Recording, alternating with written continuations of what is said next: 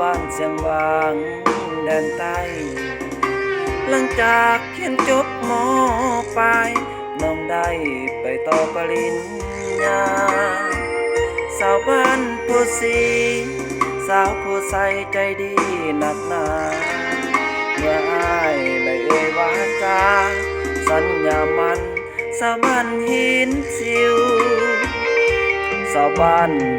100,000น้องยกแขนบกมือสั่งอ้าย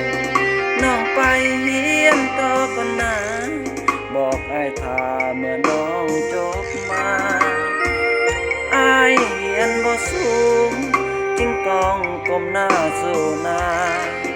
อย่าน้องได้ใบปริญญาคงลืมวาจาสัญญาต่อกันสาวบ้านนาน้องสั่งลาจากถิ่นดินดอนจากอู่ที่น้องเคยนอนจากจรไปเฮียนไกลบ้านสาวบ้านกลางโคงน้องก็เฮียนหลายสถาบันสาวบ้านห้วยสาวบ้านหางโคงหากน้องสมยงสาวบ้านเวินทองสาวบ้านแสนลำสาวบ้านดงสาวโขงผาใหญ่ยามเฮียนลงหาก3 ใบแสนหาดใหญ่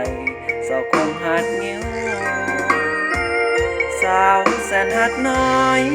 อ้ายนั่งคอยสายลมพัดวิวอยู่ทัดดอนโคงเฮียงนี้อ้ายอยากมีคู่ร่วมพัฒนา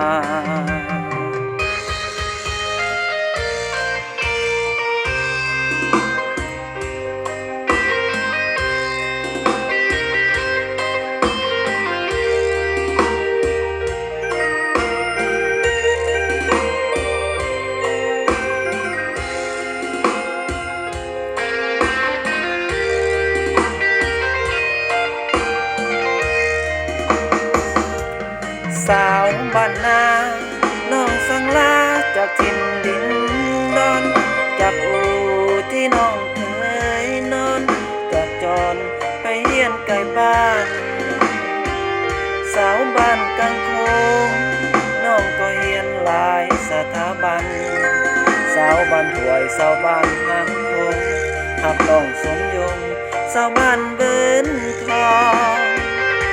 สาวบ้านแสนลำสาวบ้านดงหัวโขงผาใหญ่ยามเฮียนลงหาก3 ใบแสนหาดใหญ่สาวคงหาดงิ้ว